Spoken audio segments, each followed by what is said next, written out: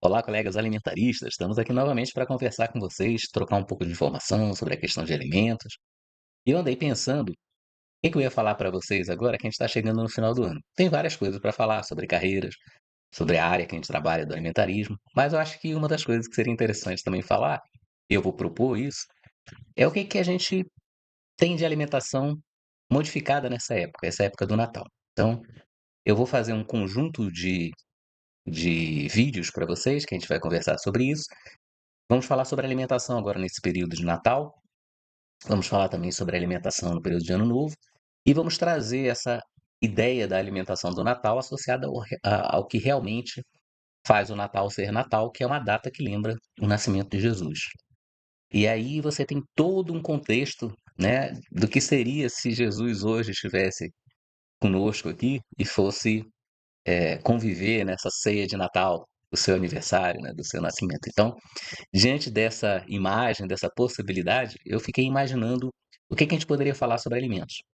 E eu achei muito interessante, eu comecei a ler algumas coisas e ouvir algumas coisas, informações, né, de pastores, na própria Igreja Católica, da tradição da alimentação, e aí eu venho burilando essa ideia de pensar como comia Jesus e como ele comeria, né, se Deus é brasileiro, né, e Jesus é o filho dele.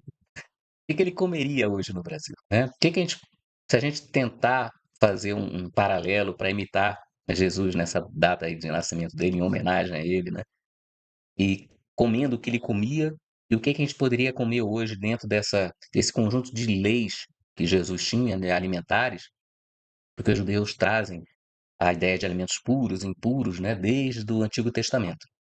E aí eu trouxe algumas coisas para a gente poder começar a desenvolver para vocês e compartilhar que é possível também comer como Jesus comia sendo brasileiro, adaptado ao que seria a tradição, né, que levava Jesus a comer, apesar dele também, a gente vai mencionar isso, eu vou ler alguns trechos da Bíblia para vocês, sobre esses hábitos alimentares, sobre a questão do que se deve ou não se deve comer, né. Jesus ele veio para poder fazer uma nova aliança, para aqueles que acreditam, né, e trazer essa ideia de alimentos puros e impuros, eh, na própria alimentação ele trazia isso, mas que ele cessou essa lei, né, ele veio como cumpridor da lei e cessar essa lei. Então ele fala: "Olha, essa classificação de puros e impuros não é o problema.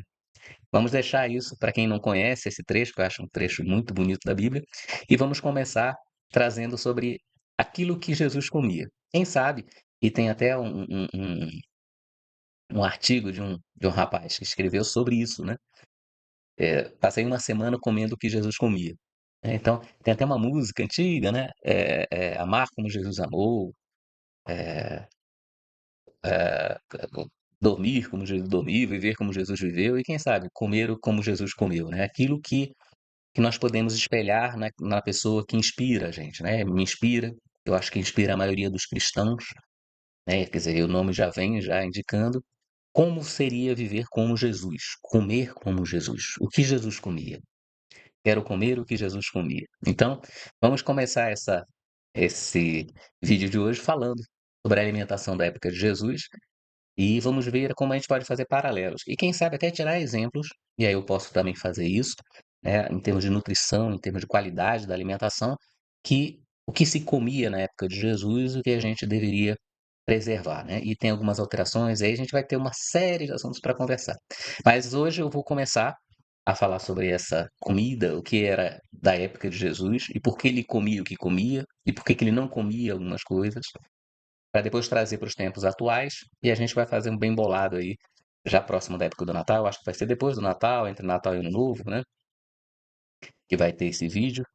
Eu estou lançando às sextas-feiras esses vídeos que são mais voltados para essa área de nutrição e saúde. A gente vai começar a trabalhar com isso, né? Nutrição e emagrecimento, a questão do tipo de alimentos, né? A gente vai voltar agora às sextas-feiras, vamos deixar reservado para isso. Tá? Então vamos acompanhar para ver o que que é essa alimentação de Jesus, a época de Jesus. Então aqui eu trouxe para vocês algumas fotos e imagens, né, do que seria a alimentação na época de Jesus. Eu achei interessante essa culinária bíblica, né? Então, o que se comia na época de Jesus? Os cereais que nós comemos, ou as bases de carboidrato, algumas não tinham, né, naquela época. Então, a batata, por exemplo, é das Américas. Então, não tinha batata na época de Jesus. O arroz, ele era predominantemente da Ásia. Então também não era um alimento ali do Mediterrâneo, onde era a região de Jesus. O que que se comia como base de carboidrato? A cevada, que é um tipo de cereal com uma qualidade um pouco mais texturizada, então ela o paladar dela é um pouco mais grosseiro, né, e o pão que é feito de cevada também tende a ser um pouco mais grosseiro, e o trigo. O trigo não é esse triguinho fino, refinadinho também assim não, né, ele tinha mais fibras, né, não tinha esse processo de refino que nós fazemos, que tiramos o germe do trigo e tal, mas era um trigo que dava uma qualidade de alimento bem interessante. Então, seguindo aquele exemplo ali da culinária bíblica, primeiro nós temos como principal base o pão, tá? Então nós temos, aí eu vou trazer esse lado também da nutrição, tá? Nós temos 3 grupos, grandes grupos de macronutrientes. Carboidratos, que são esses que, dão energia, né, que a gente busca normalmente energia. Hoje nós temos uma fartura, até por isso muitas pessoas falam, né, e como temos muito carboidrato, ele vai se transformando em açúcar, vamos dizer assim, né, em glicose para entrar no metabolismo da gente, nós temos a tendência de acumular gorduras, né. Então quais são os carboidratos? O trigo, o arroz, a batata, a mandioca, né. Então, desses o que nós temos, a cevada que nós utilizamos pouco aqui, né, para fazer pães. Então desses que nós temos, o que era mais privilegiado era o pão de trigo, é o trigo, que era na época de Jesus. Então a base da alimentação no trigo. Também se comia o trigo, de uma forma como a gente vê o trigo que é para quibe, né, vocês vão ver ali, também se comia esse tabule, essa forma de preparo do trigo, né, o grão do trigo, umedecido, ele estufa, né, e aí você assa aquilo ali e come também. Também é um prato que pode ser utilizado, né, com trigo. Então, vamos voltar de novo à imagem para a gente poder continuar agora trazendo essa alimentação da época, né. O azeite de oliva, o azeite e a azeitona, né, eram eram frutos que são característicos ali das árvores, a árvore de a oliveira, né, é dali daquela região ali do Mediterrâneo, tanto que dá origem ao que a gente chama de dieta mediterrânea. Se vocês pesquisarem sobre a dieta mediterrânea, vocês vão ver mais ou menos esse sentido aqui, tá? Então, vocês vão ver o azeite, né, muito valorizado, alguns tipos de laticínios. Então, a gente vai mostrar mais ou menos o que é essa dieta mediterrânea, que é um dos padrões de dieta que dizem que tem maior saudabilidade. Então, ao imitar Jesus, também nós estamos buscando um caminho ali onde você vai encontrar uma saudabilidade maior, né? Um tipo de dieta. O caso do azeite, né? Ele tem gorduras monoinsaturadas, né? Ele tem antioxidantes, tem determinados tipos de propriedades, né? E você vai ver, inclusive na Bíblia, muito se falando do azeite, eles usavam o azeite também para feridas, né? Então tem toda uma simbologia os alimentos, né? E é isso que eu acho bonito, você começa a juntar a alimentação com uma simbologia, com um sentido, com uma funcionalidade, né? Então esse silogismo que tem, né, dentro dos alimentos. A outra, e aí eles falam sobre isso, né, o pão sem fermento, e é uma característica, né, tem passagem na Bíblia que fala sobre o pão sem fermento, né, ou pão com fermento. A parte do azeite de oliva, o ouro líquido da Terra Santa, eles colocam aí, uvas e vinho, né, então a gente sempre fala sobre essa questão das uvas, né, da videira, né, dos ramos da videira. E quando se fala de vinho, existe aí uma divisão muitas vezes entre os evangélicos, os protestantes e os católicos, né. Na realidade, se discute em determinadas linhas evangélicas, por exemplo, que quando se faz a ceia, você não serve o vinho, você serve o suco de uva, né, então simbolizando o vinho. Mas na realidade, à época, né, tem algumas pessoas que falam: "Não, que Jesus ele não estava tomando vinho, ele estava tomando suco de uva, né, naquele momento da Santa Ceia", não. Possivelmente e provavelmente foi vinho, porque era a forma de se preservar o alimento. A fermentação que produz um teor alcoólico e que faz com que o alimento fique mais preservado, né. O suco de uva ele é altamente fermentável e perecível, não tinha refrigeração à época, não tinha como você manter, né, e não tinha esses sistemas, né, de você colocar dentro de uma garrafa, fechar, fazer a apertização, a pasteurização dentro do vinho. Então, ou da uva, né, para que ela não alterasse o sabor ou não fermentasse. Então, o vinho era o vinho, né, tanto e tem passagens também do vinho no Antigo Testamento e no Novo Testamento. Então nós já temos aí o pão, o azeite e o vinho. E aí vamos lá, o que mais que a gente poderia incluir nessa refeição se nós fôssemos comer o que Jesus comia, né? E aí a cada passo eu vou ler depois para vocês sobre alimentos puros e impuros dentro da própria Bíblia. A cada passo você vai descobrindo algumas curiosidades que são interessantes trazer. O peixe, né, alimento dos milagres, aí vocês lembram da multiplicação dos peixes, né? E é uma passagem no Novo Testamento em que Jesus tinha um pouco de pão, um pouco de peixe e ele alimentou uma multidão através dessa multiplicação. As ervas amargas, essas ervas amargas, elas são comidas naquele período de Páscoa, lembrando aquele período que o povo judeu estava, né, os hebreus, né, judeus estavam no Egito, né? Então essa lembrança amarga. Então cada alimento uma simbologia. O mel, né, eu não sei se vocês lembram, também, para quem não conhece, tem uma passagem na Bíblia que a terra prometida é o lugar onde mana leite e mel.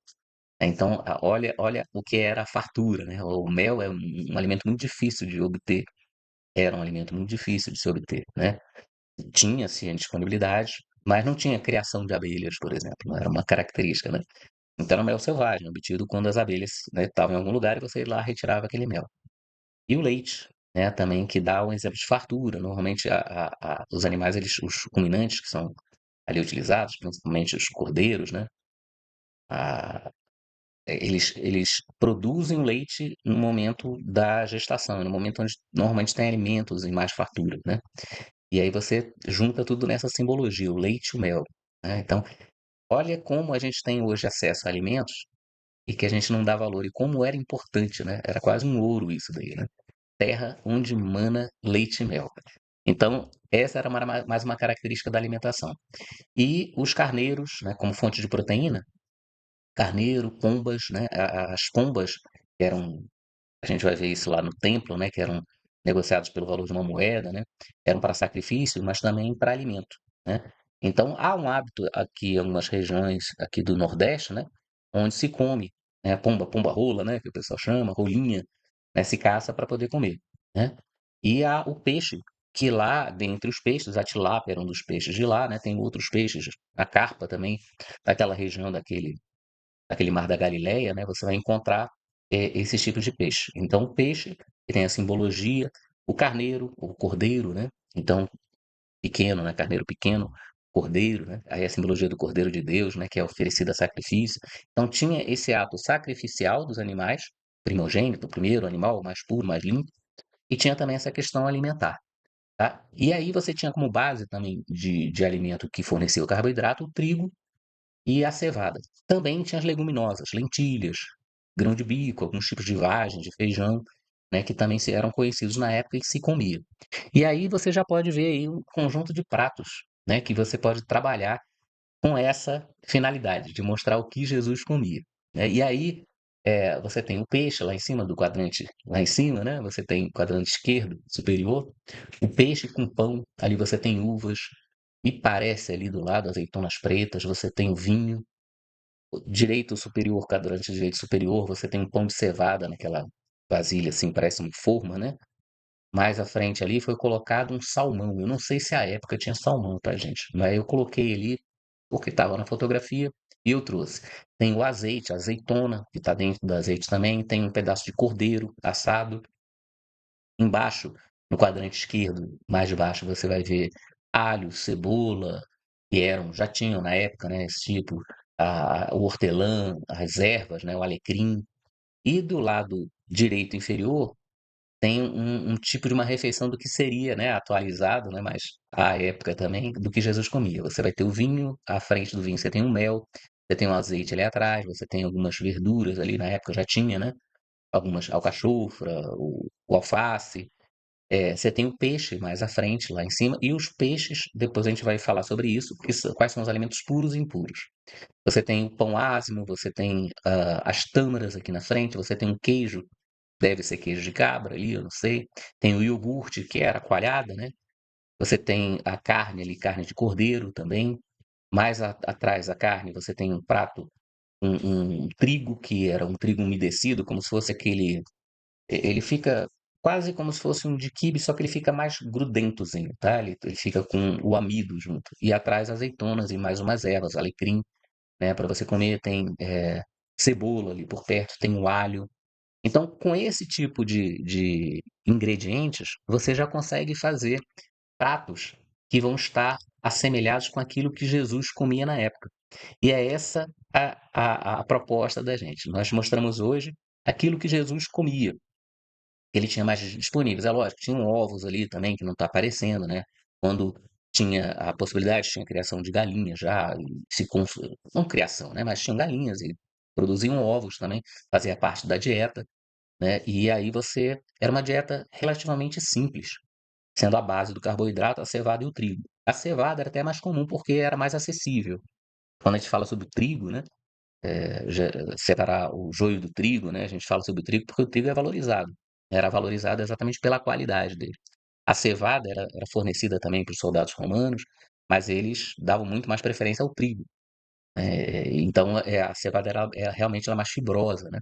Ela dá uma sensação, o paladar é menos agradável, tá? Então, o que a gente vai conversar sobre isso é exatamente isso. Quais aspectos do que Jesus comia? E o que que ele, a um determinado momento, falou e permitiu que nós não comêssemos como ele comia, né, que nós não estivéssemos ligados a tradições e leis que existiam anteriormente.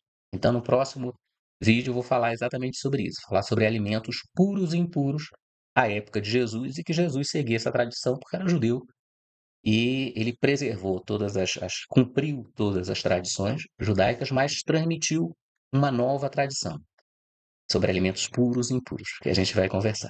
Já é. E aí a gente vai adentrar também nas comidas hoje que nós temos nesse período agora de Natal. Quais comidas a gente deve comer? O que que seria alimento puro, impuro? Se eu quiser fazer me dedicar durante esse período de Natal, até a época do nascimento de Jesus, ali até a época do Natal, para poder comer uma comida como Jesus comia. Eu quero agora andar como Jesus andou, comer o que Jesus comeu até o Natal. O que que eu vou comer? Então a gente vai falar sobre esses alimentos, inclusive a possibilidade de adaptar esses alimentos ao que nós temos hoje em dia, tá certo? A disponibilidade que nós temos hoje em dia. Então, esperem que vão vir mais novidades, tá bom? Se você gostou ou ficou com algumas dúvidas e quer fazer comentários, toda terça-feira, às 19 horas, eu faço um Fredcast. Eu respondo perguntas, coisas que as pessoas falaram, comentaram, né? E a gente traz aí, a gente pode trazer esse debate e vocês também sugerirem alguns temas sobre alimentação na Bíblia. A gente vai falar agora, vamos prestigiar o mês de aniversário do nosso Deus, do nosso Jesus, né? Para poder falar agora o que ele comia e ver o que estava na Bíblia, que era a prescrição para isso. E a partir daí nós vamos falar sobre outros assuntos. Então, vocês quiserem dar sugestões, você pode fazer perguntas, sugestões, basta enviar para o meu WhatsApp. Então, você envia sua pergunta por áudio ou por texto, se identifica dando o nome completo, a cidade de onde você está falando e qual área que você atua, qual a sua profissão. Evite locais barulhentos, né? Quando você for gravar, faz um vídeo entre 40 segundos a 1 minuto e manda para o meu WhatsApp, 61992047219. E se você quiser acompanhar essa nossa trajetória colaborando mais de perto, né? Inclusive participando dos assuntos que a gente discute, também conosco, seja um alimentarista. Aqui eu tenho disponível o Instagram, o Frederico-Cunha ADV, que é o meu LinkedIn, que vocês podem me encontrar por lá, e o meu YouTube, que é onde vai estar gravado aqui, que é o canal O Alimentarista. Tá? E ali a gente fala sobre esses assuntos. Agora, nesse caso, nas sexta-feiras, vamos falar sobre os assuntos da comida, da alimentação na Bíblia e quando que houve essa mudança, essa permissão para que nós pudéssemos comer. E vamos também fazer essa, essa imaginação, essa viagem imaginária de Jesus aqui no Brasil, o que que ele comeria, né? O que que ele recomendaria, né, a comer, já antecipando que todos estão livres, né, depois da vinda de Jesus, a comer aquilo que eles quiserem, tá certo? E tem um QR Code também, que vocês podem participar da nossa comunidade. Na nossa comunidade você vai ter acesso a mim direto, através do WhatsApp, para fazer perguntas, sugestões. A gente fala muito sobre questões relacionadas com carreiras dentro desse setor agroalimentar, tá certo? Então, se você quiser participar também da nossa comunidade, está mais próximo, e aí você também vai ter acesso premium, vamos dizer assim, algumas coisas do YouTube já antecipadamente. Você clica aí, você vai ser remetido para um local onde você vai poder adquirir esse acompanhamento mensal, vamos dizer assim, por R$ 9,90, estar junto conosco com esse contato mais próximo, tá certo? Bom, eu espero que vocês tenham gostado. Vamos nos preparar para o Natal, vamos entronizar essa vontade de caminhar junto com Jesus nesse período e vamos descobrir a Bíblia também, a alimentação na Bíblia. O que que tem? Tem passagens interessantíssimas, né? Sobre venda de primogenitura, a questão sobre o uso do alimento até como remédio, remédio da alma, remédio do corpo, tem coisas interessantes, tá? Espero que você tenha gostado. Se você gostou, você curta, comente, compartilhe, envie para outras pessoas e dê seus comentários aqui, avise pra gente qual vai ser o tema que a gente deve tratar. O que mais você acha interessante dessa relação de alimentos na Bíblia, tá certo? Envie minhas saudações alimentaristas a todos e um forte abraço.